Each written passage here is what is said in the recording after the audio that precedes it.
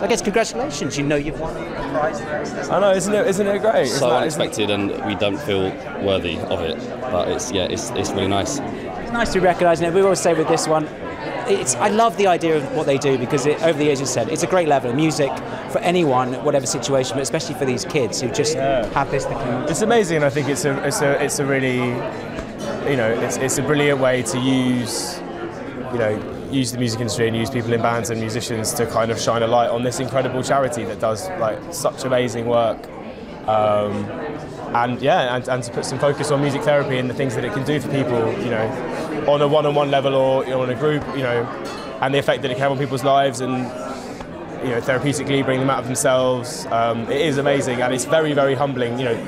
We're so lucky to get to go out and tour and make albums and release music and have that be our job, and it's completely transformed our lives. But it feels like nothing in terms of importance in comparison to the kind of thing that Northern Women's do. So yeah, it's too vast a question to go, what does music mean to you? But I mean that power that it has for whatever type of music people listen to. I mean, as musicians, it must be a joy to get to know. Well, music soundtracks your life, and it soundtracks loads of really important moments in your life, and it's something you have in common with your friends and people you've never met before. Like, I think the most amazing thing is, getting to play a gig and there'll be potentially thousands of people in one room who don't know each other, but they're all kind of united by this one thing, and that's, it might sound really cheesy, but that's kind of amazing. And then to see that it can also be used by music therapists to totally help transform somebody's life is also great. So I guess to us, it's just it's taken over our lives in the best possible way, and we feel very fortunate to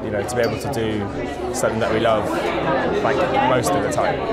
How does it feel when you get to come and stand in a room and Robert Plant's here and Roger Waters here, Brian Eno's here? I think it's very surreal, and I guess we just feel like we've won a competition, or like we're on a school trip, kind of looking around at all the adults. Yeah, we feel like that pretty much every day.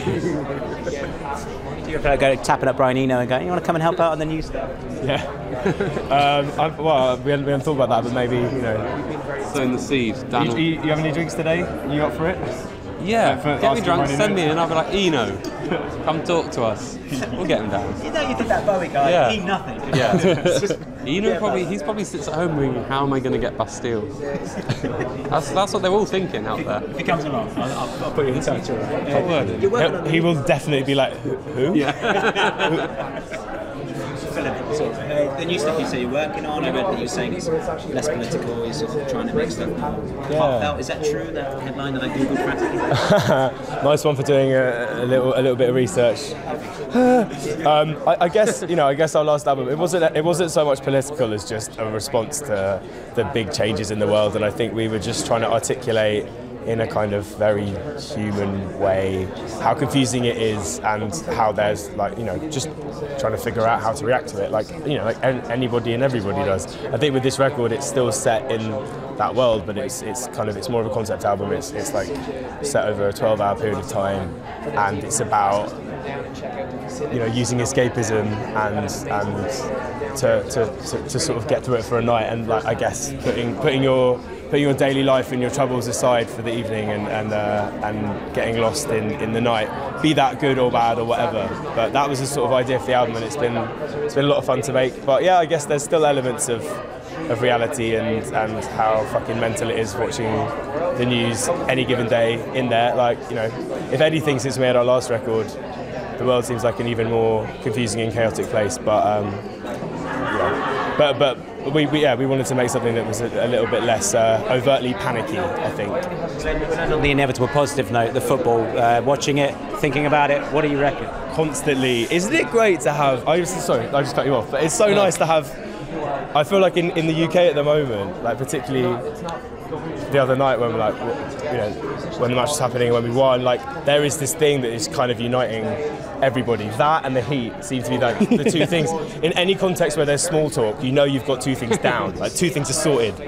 And it's just quite nice to have those things, living in a world where everybody has their own life curated via like social media, or what they choose to read, and that things are very divided. It's so nice to have the football and whatever else. Football, Love Island, and the heat.